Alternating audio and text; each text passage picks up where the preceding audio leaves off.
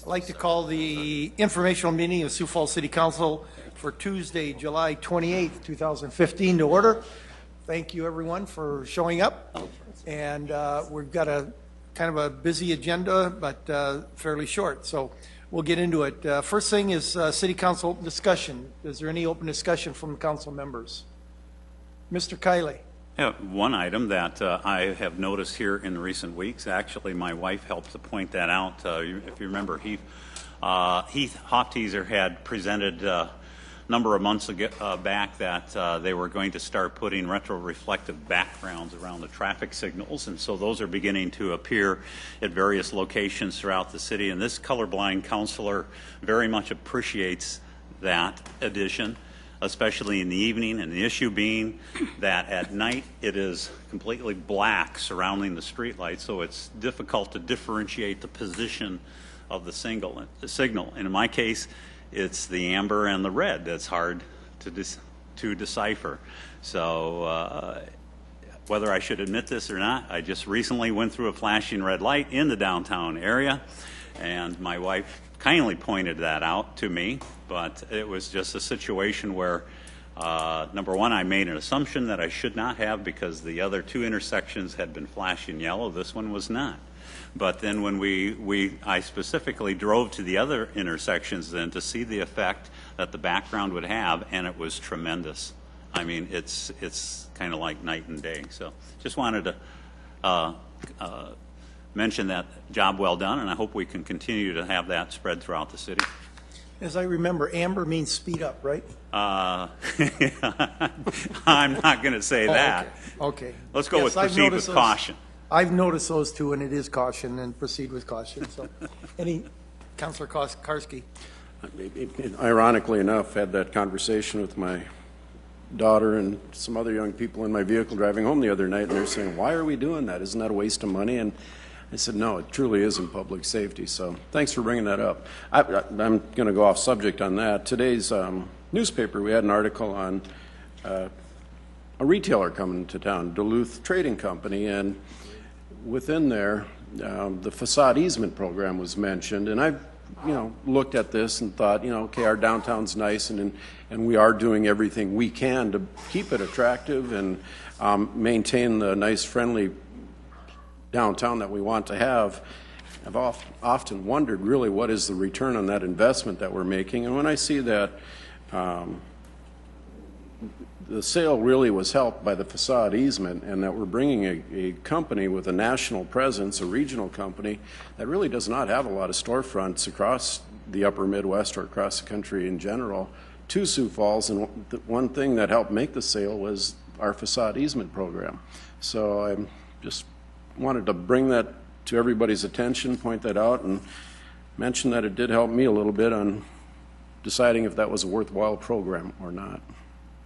Thank you much. Well said. Anything else? One other point that I'd like to bring up. I was able to attend the press conference on our most recent TIF announcement with the Washington Square project, and I think that's a prime example of when both sides come to the table and keep open communication. The results that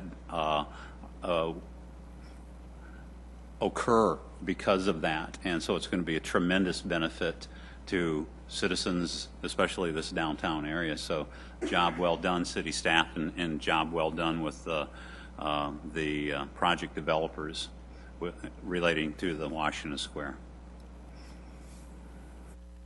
Here, seeing no one else that would like to make comments on open discussion, we'll proceed to our first presentation, and that's Don Kearney on the Indoor Aquatic Center. That's going up very quickly.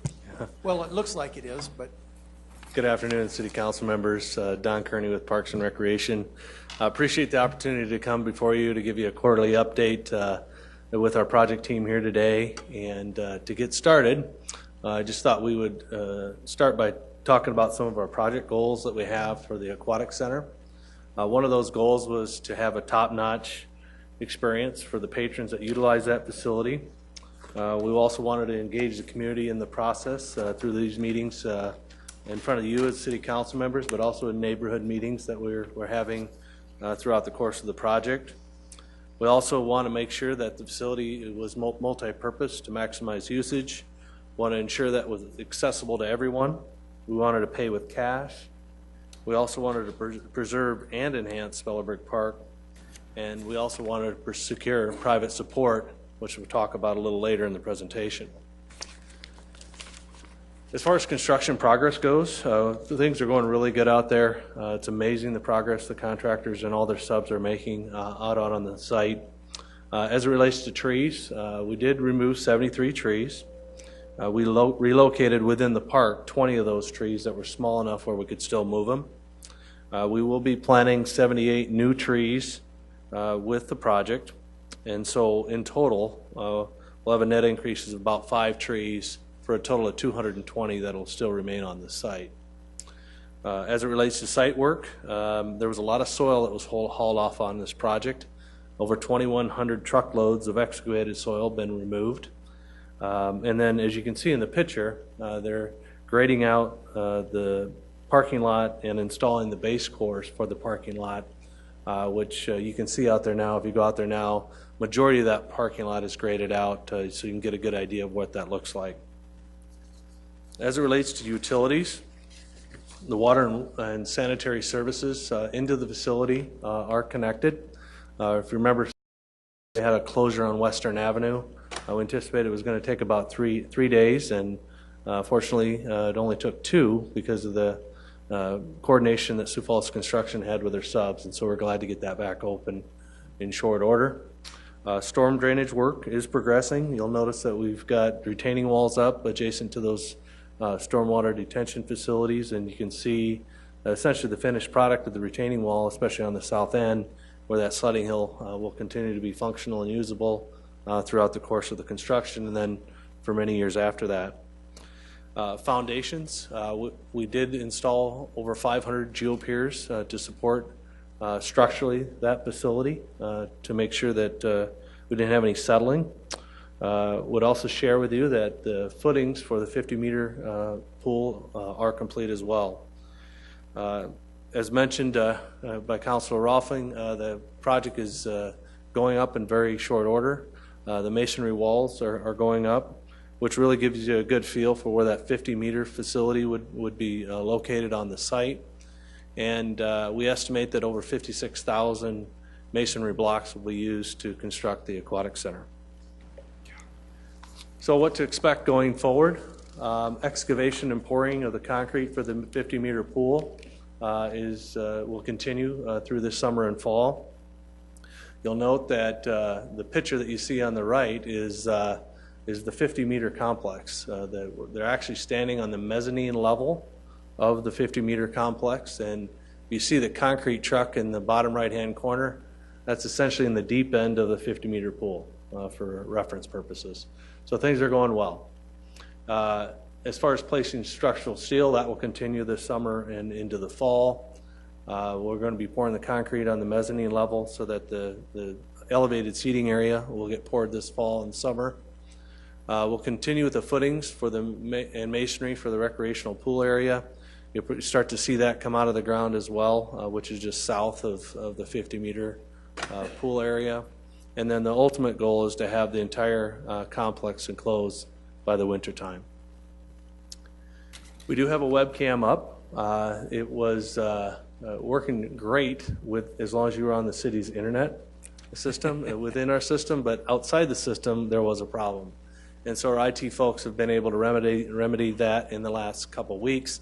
Obviously it's working because you're seeing cars drive by. But know that despite it not working externally, which it is now, we have captured all the footage of the entire time that the cam has been up. And so we'll have a really good time-lapse video for you at the conclusion of the project.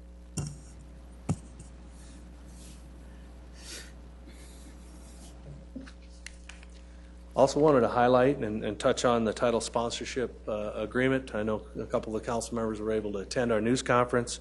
It's a really exciting time for us. We're really happy about how that turned out. And obviously the Mid-Continent Communications is our title naming rights sponsor. The proposed name is the Midco Aquatic Center. As proposed, the 10-year agreement has a total package value of $2.2 million. That $2.2 million is expected to cover about 20% of the overall operating costs on an annual basis for the facility. Some of the other provisions in the agreement that you'll see come forward to you is that Mid-Continent will be the exclusive provider of landline telephone, broadband internet, and cable TV services. Facility customers will enjoy free, powerful Wi-Fi from Mid-Continent. And then the agreement also calls for Mid-Continent's brand to be included on the signage, on the bottom of the recreational pool, on the seating, and some other potential areas. As it relates to the approval timeline for the sponsorship agreement and the naming of the facility, it would include August 18th stop at the Parks and Recreation Board for their review and consideration. And in this particular case, because it is a Parks and Recreation facility, the city naming ordinance identifies the Parks and Recreation Board as the naming committee for this particular project. And then we would move on, once the park board's reviewed it, to your September 8th and September 15th city council meetings for first and second reading of the ordinances to name the facility and approve the agreement. So with that, I'd like to turn it over now to Tori Miedema. Tori is one of our project team members, and he traveled to Eden Prairie with us, and he's here to talk a little bit about a site visit we did to look at Eden Prairie's facility, who are ahead of where we're at right now, to learn from their project as well. Tori? Thanks, Don. As Don mentioned, about 2 to 3 weeks ago, the project site team actually went to Eden Prairie, Minnesota, and got to look at their facility. They are a year ahead of us in construction, so we wanted to glean as much information as we could as far as what they thought about their design, how's it going in construction, was there anything that they do different, is there anything that they've been having issues with, and so with that, kind of outline what we learned. The first one, select quality materials. That's actually a lesson that we just confirmed. We brought that up with our first site tours, and we really saw it there. Eden Prairie did have a good quality materials throughout their aquatic center, but the one thing that we thought that they didn't do that we were planning to do with our facility is we're using burnished block in our facility. Basically, burnished block is pretty much maintenance free once you put it in. It also has a little bit higher aesthetic value. They're actually using painted concrete block. And what we saw with that is the upcharge that we paid for burnished block is going to pay it off in the long term, because we don't have to put it on a cyclic maintenance program like they're going to be doing. They'll be painting that here in the next few years. One of the other things as far as quality materials that we thought they did really well was their locker room finishes. Their locker rooms were really nice, really good finishes that they chose. We have a palette that we put together for our finishes. We're just going to compare it with that and make changes if we need to when it comes time to actually finish out the locker room. But really, we're impressed with that. The next lesson that we kind of confirmed was to use space efficiently. We talked all the way through the budget and the design that these facilities are really expensive to build. So we wanted to maximize the use of all the square footage in the facility. The one thing that we were able to do that Eden Prairie couldn't do because of site constraints is we actually took that mezzanine seating area and actually moved it up 3 to 4 feet, raised it up, so that we were able to build multi-purpose rooms underneath that seating, so we get double bang for our buck as far as that square footage is concerned, instead of building out further into the park. So with their seating area, they weren't able to go up, so basically the underside of their seating is just kind of fenced off storage areas. So we thought the additional money that we paid there was just going to benefit us humongously. The other thing, build 50-meter pool. That's a lesson that we learned out there. The Eden Prairie site, they're actually building 2 25-meter pools separated by a concrete wall, so basically 2 separate bodies of water. The difference between them and us is that they have a lot of other facilities that are within a short driving distance from their indoor facility. So they can more specifically build this facility and not eliminate usage from some of these other user groups.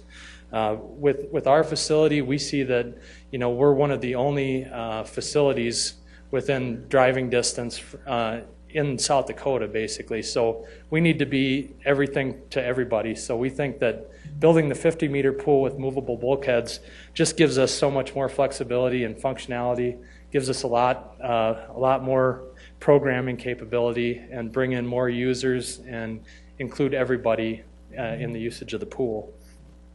By plan operations well, that's a lesson we did learn there, and we're going to continue to learn. What we saw, one of the big things that we still have up in the air in our facility, we do have concession area plan and we have the bones in place, but we don't have an RFP for anyone to run the facility. We don't exactly have a menu, so we have been talking to a lot of other facility providers just to see what they offer, but we're really impressed with their menu and basically how they ran their program. So we're going to get all that information and be able to use it as we prepare to open our facility.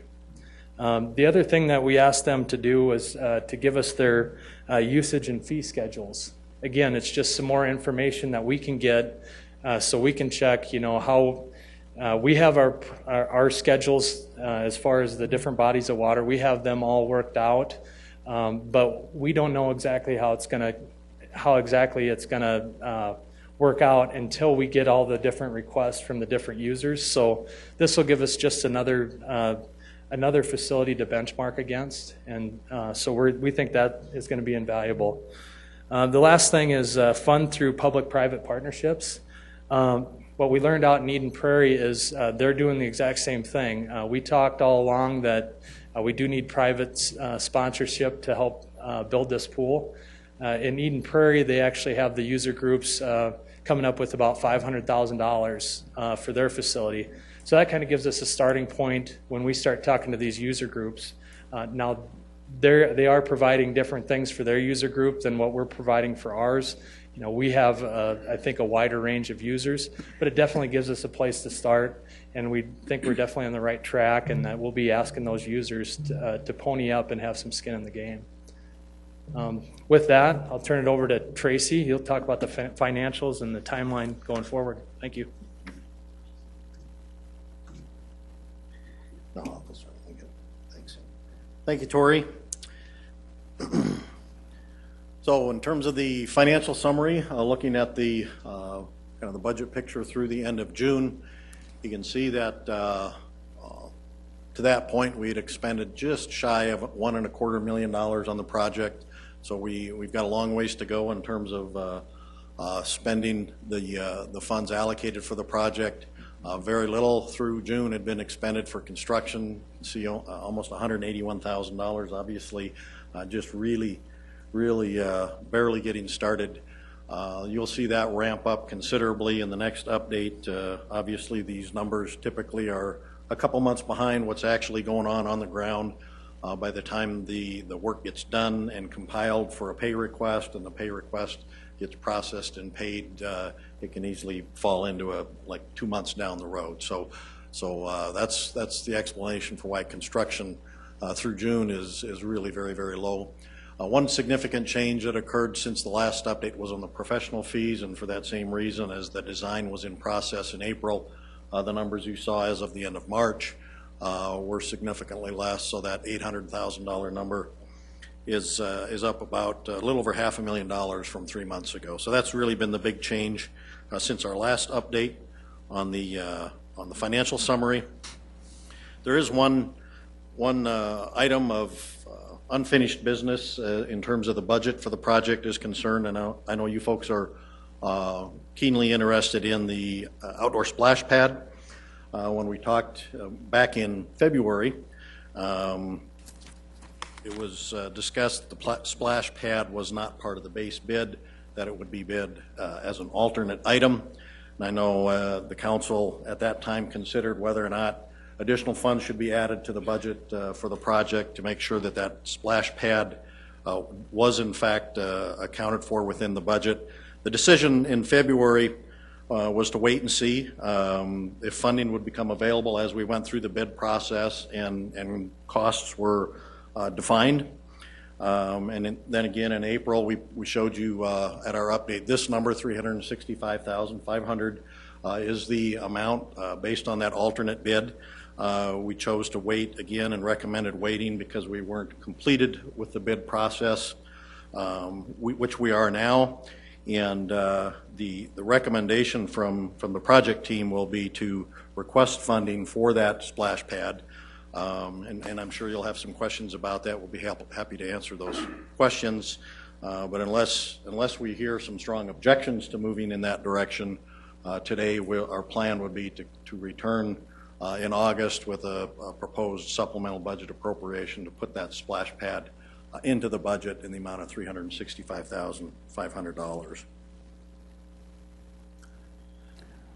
To wrap it up then, to talk a little bit about the timeline for the project, Don touched on the neighborhood engagement. That's been an important part of the project.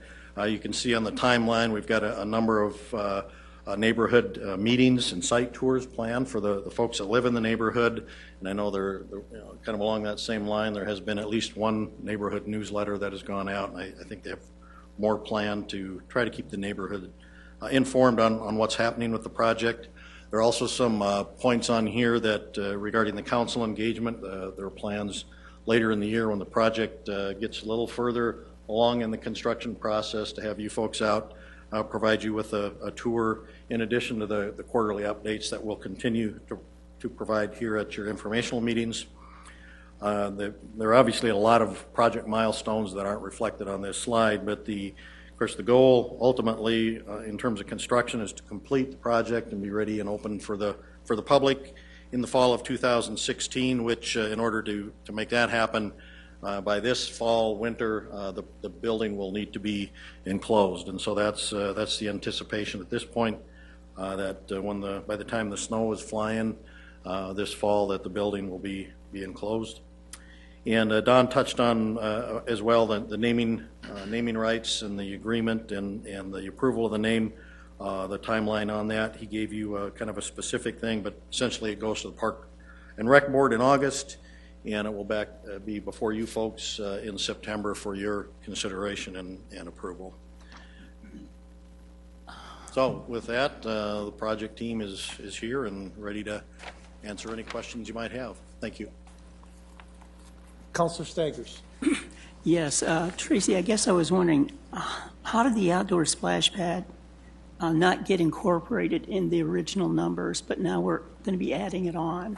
What happened there? Well, as we talked in February with the council, there were, as the schematic design process was completed, the project estimates were made, and it appeared at that time that there would not be enough money within that $23.7 million budget to do all the things that we had hoped to do initially, and that was one of the things that was kind of set aside and was bid as an alternate item.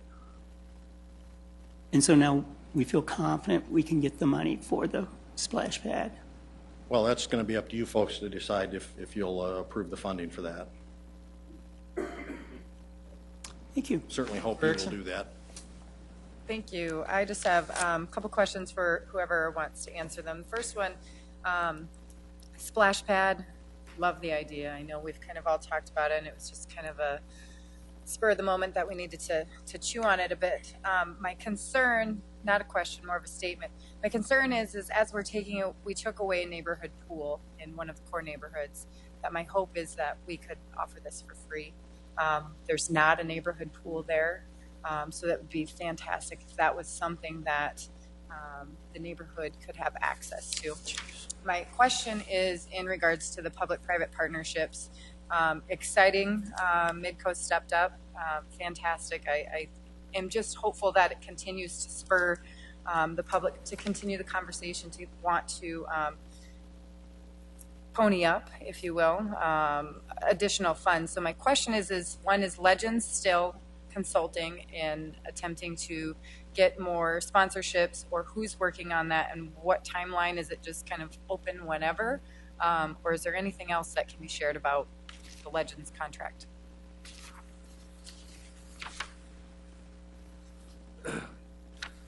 Legends contract was for the title naming rights sponsorship. Yeah, and so we certainly does mean that we are not going to pursue those other interior naming possibilities that we mentioned at the press conference.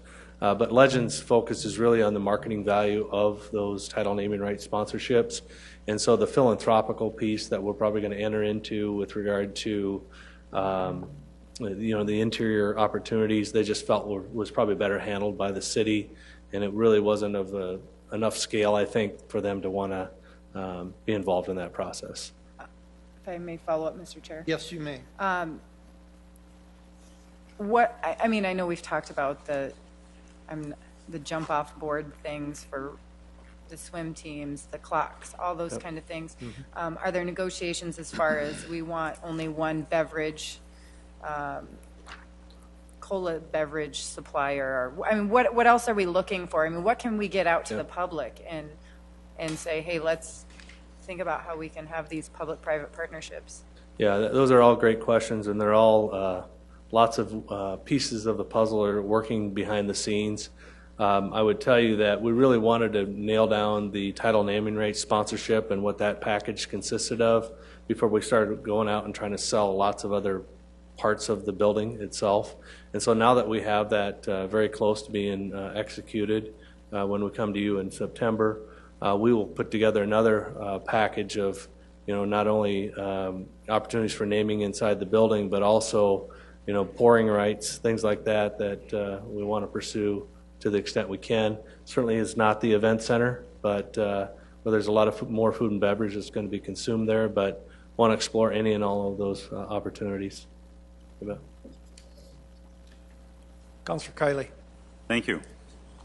Well, Councilor Erickson just asked one of my questions, so I'll bypass that. And Councilor Staggers touched on another question too. And in addition to that, I have one or two. But with the request for, and this is probably for Tracy or Don, I guess, but with the request for funding for the splash pad and mentioning it at this time, does that mean that to date we are coming in under our cost projections? I'd say we're very, very close to what was originally projected in terms of the base bid, but there just isn't room enough to absorb a $365,000 splash pad that wasn't part of that base budget. Okay. So there were some rumors going around, and I know some of you folks talked to me about that a while back, that the project bids were coming in high and that we were significantly over budget. That is not the case. I think we put those rumors to bed pretty quickly, but there wasn't enough savings, as we had hoped at one point, that there would be enough savings under the base bid to absorb that cost of that splash pad. And that just isn't the situation we find ourselves in. So in other words, it would be a request for funding beyond the 23.7 that we've already allocated for this project. That's correct, and that's what was discussed and proposed back in February. I think at that time we were talking about $500,000. That was the estimate initially for the splash pad, and I know at that time there seemed to be quite a strong consensus among the council members that we wanted to do what we needed to do to make sure the splash pad became part of the project, but I think it was prudent to wait to see if those dollars could be found within the project budget as it stood at that time, and that's kind of where we are today. And that's how I recall it taking place too back in February, and I think that was the prudent way to proceed. And as I also recall, it was Councilor Jameson that actually proposed an amendment to include the splash pad, and that was and I voted no, not because I was opposed to the splash pad, but it was more about I wanted to properly vet it publicly, and an amendment at that 11th hour did not give us time to thoroughly discuss that and get input. But I myself, if we do have the funds available, I would encourage that we proceed with that. If I might, I'm sorry for interrupting, but just to maybe shed a little more light on that. Yeah, at the time that was discussed back in February, the proposed funding or identified funding source would have been unobligated dollars remaining in our capital improvement fund. Those dollars are still there. They have not been obligated for any other purpose. So that would be the recommendation to go along with the splash pad, is to utilize some of those unobligated capital dollars that are available. And then my other question, and it would involve you, Tracy, regarding payment. It's pretty minimal right now on construction, but is that done incrementally based on project goals met, or is it once your aspect of the project is completely done? Well, it's based on the estimated value of the work put in place, the work actually completed. And there's a process where the contractors identify what they believe the value of work put in place. It's reviewed then by the architect. The city has an owner's representative, Tegra, that also reviews those pay requests, as well as our own city staff. Okay. So that becomes an agreement as to the value of the work that's actually put in place. Thank you very much. I have one other, but I'll defer to other counselors at this point. Allow Mr. Karski to ask some questions now. Just have two, and thank you for answering another one. I needed to have that cleared up, where the funding was coming from for this splash pad, next year's money, this year's money, the money that we had left over. Construction manager at risk and final maximum price, that was all agreed to. Did that ever come back to the council? Were we filled in on that? Did I miss something there? My understanding is the original authorization when Sioux Falls Construction contract was approved by the council, that authority then was given for city staff to enter into the guaranteed maximum price. And I have that number here for you. $21,380,000 is currently the guaranteed maximum price. 21,280? 21,380. Okay. So the balance would be the premium that we're paying for that management of that contract then, the 23.7? No, that represents the maximum that Sioux Falls Construction would be paid. Oh, okay. For the work that's currently under contract. If, for example, we add the splash pad to that amount would go up then by the $365,000. Okay, gotcha. The remaining money in the budget then is available to fund engineering costs, architectural fees. I see him back soil there too. tests, I figured he was here things. for a reason. So, last question, probably for Don or Mr. Miedema. You talked about planning our operations well. Is this going to be a city-managed and staffed pool? Are we going to be hiring a management company to manage this? Has that been discussed? Do we know what we're doing? Yeah, I believe it'll be a combination of both. One, for the operation of the facility itself would be by city staff, Parks and Rec employees. But from a concession operations standpoint, certainly our first avenue would be to go out and secure a private vendor to operate that, much like we have with the Overlook Cafe and some of those other venues that we have out there, where we would get a third party that would come in and they would bid on it and submit an RFP for providing those services for the facility. Okay, thank you. You bet. Mr. Kiley, you had one more question? Yes, and it's not a major question, and this is probably actually maybe a Sean Irvin question, unless you want to deal with engineering. Or Tracy, do you want to take a shot at an engineer question? No? Okay. All right. And it's regarding the 500 plus geopiers installed, and it's more curiosity than anything else. Are those actually required under the surface of the pool too? Because obviously there's a tremendous amount of weight because of the capacity of the water, but it's spread out instead of concentrated. But I'm just curious, are those going around the exterior of the building or throughout the interior too? Thank you, Counselor. The geopiers are actually throughout the entire building, including the pools. The difficult thing to remember about pools is although they are normally full of water, and that keeps them pretty well down into the soil as we would anticipate, once something is drained or when a water level is high for groundwater table, we can actually have some issues with shifting of things, and so that's why we need to have geopiers consistently throughout the building. Okay, thank you. That was it. Okay, thank you. Councilor Jameson. Couple questions, Don, if I could start with you. remind me, and I apologize if I don't have it right and I haven't remembered, but the outdoor splash area, was that ever a part of the discussion, or an outdoor pool ever a part of the discussion of the indoor aquatics center from the beginning? Yeah, I can't remember exactly, but I know early on in the project, we felt like it would be nice to have an outdoor component of the indoor aquatic center. I think that's something that we've heard when we've contemplated other facilities at Drake Springs. And so, yes, at least within our own staff and our design team, we've always contemplated that it'd be nice to have an outdoor option for not only the interactive spray feature that would be provided, but also an opportunity if people wanted to be out in the sun and lay out or whatever they wanted to do, that'd certainly be an option for them, all within the confines of the complex. And do you have designs of that already? We do. Laid out? Okay. Yep.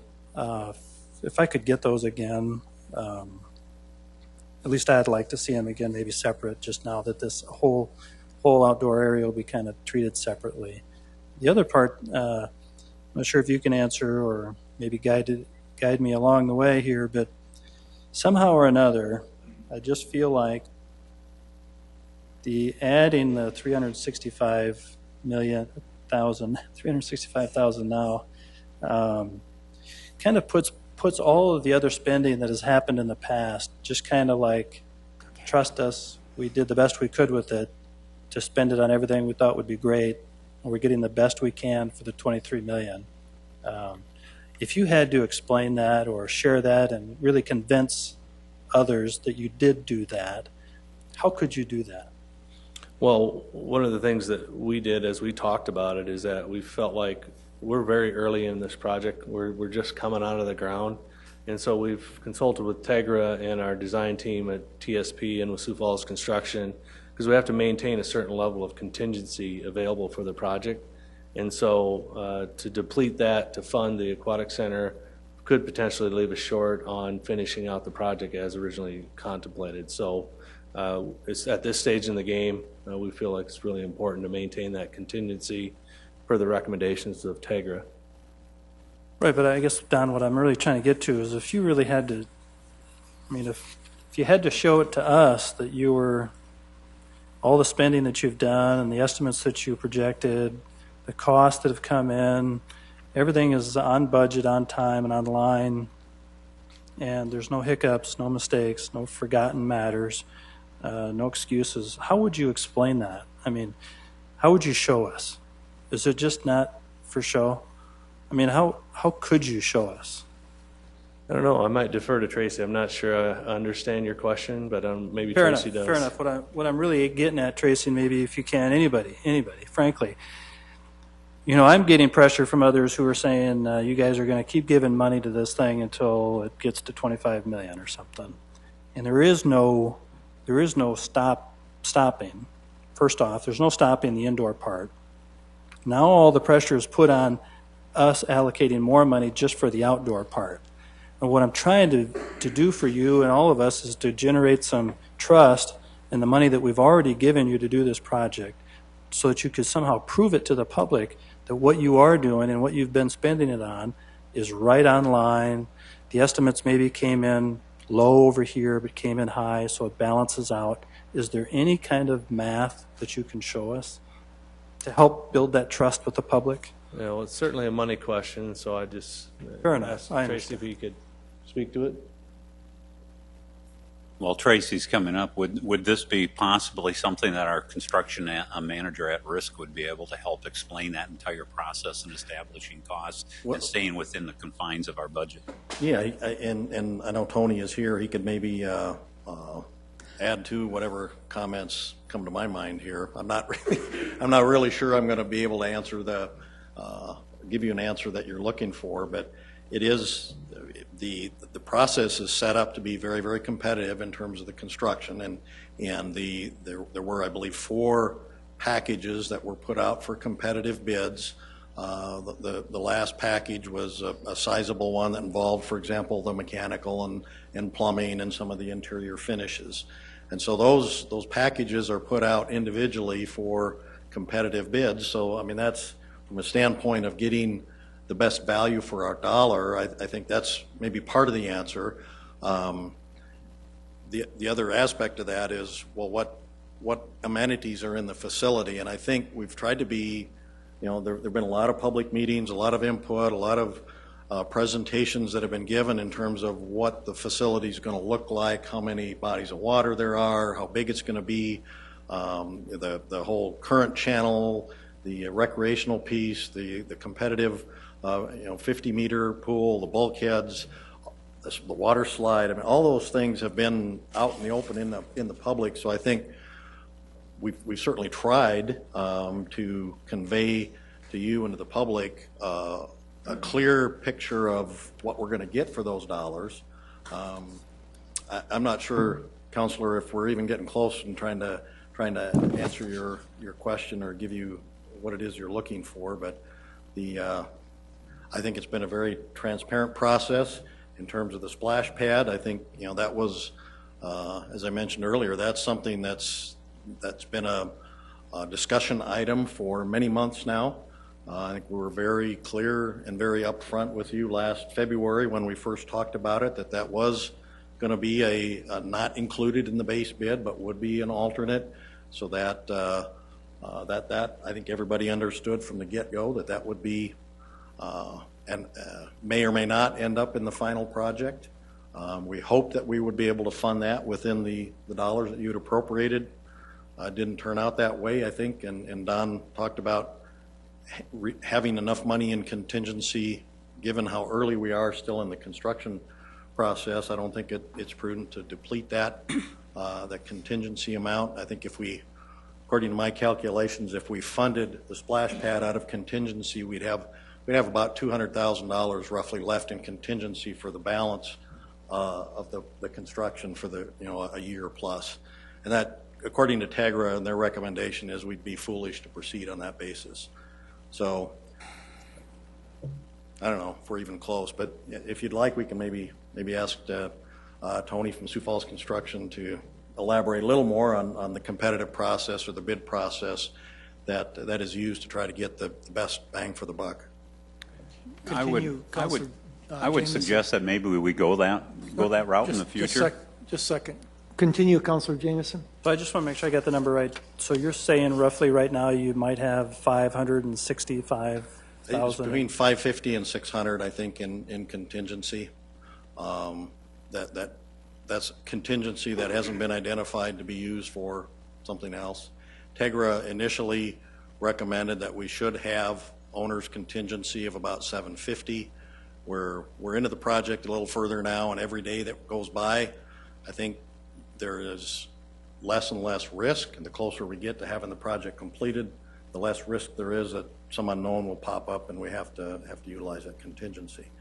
But clearly and very adamantly, they are saying if we proceed forward from this point forward with only $200,000 in contingency, frankly, we're foolish.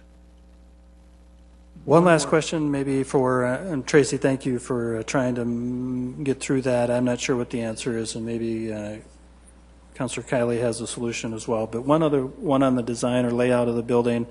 I'm getting some feedback from others about the size of the building. There seems to be like this whoa, kind of a wow, maybe, factor about it.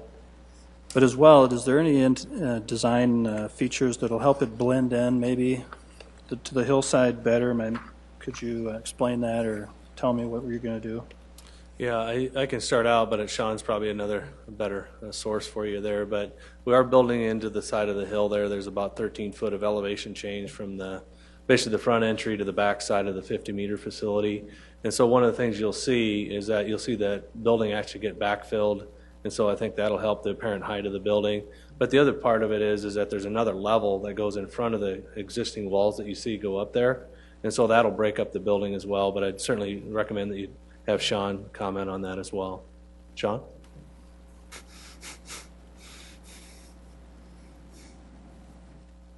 Thank you, councilors, and thank you, Don.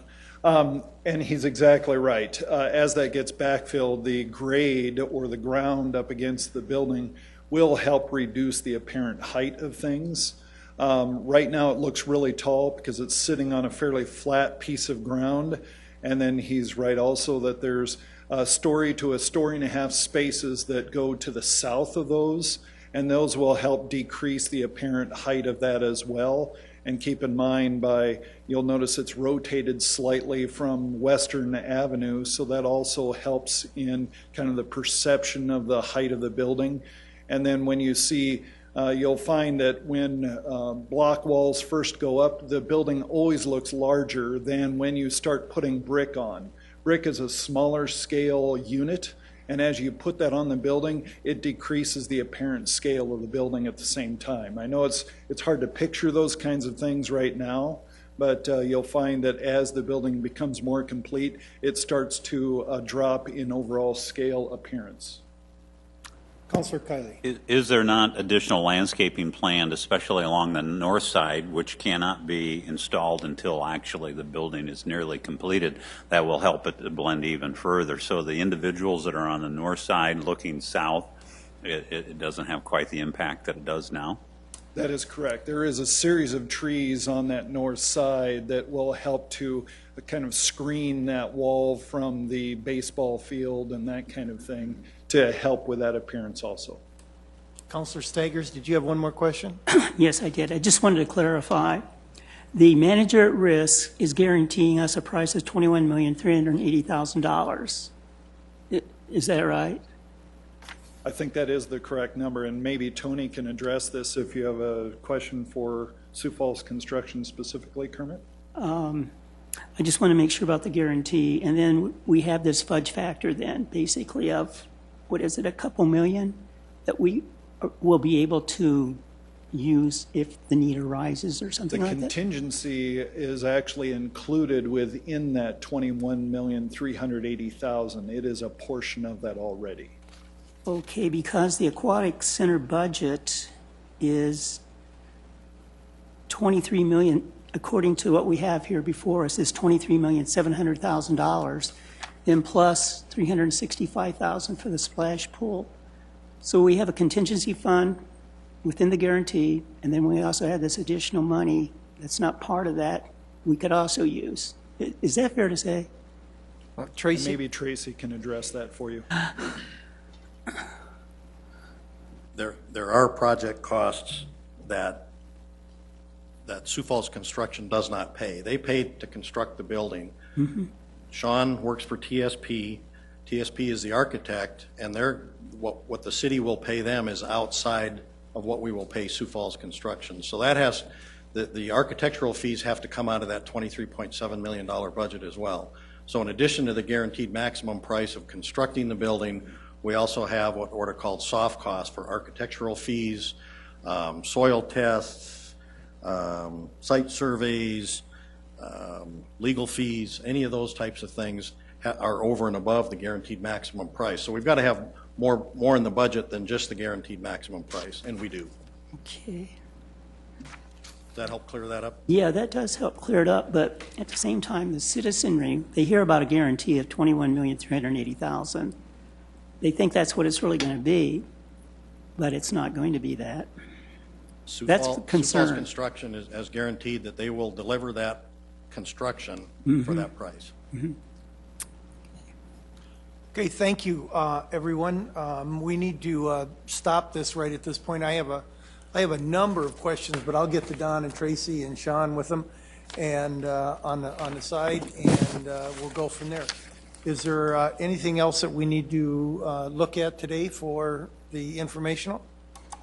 I just Yes. had one last comment that I can make in 30 seconds or less. That'll be a new one. I would just suggest that with the next report in October that we do have our construction manager at risk available to answer some more of these specific questions and help us along through this process. Good suggestion, Tracy or Don. I'm sure you can arrange that. So, with that, I will adjourn this meeting. Thank you all.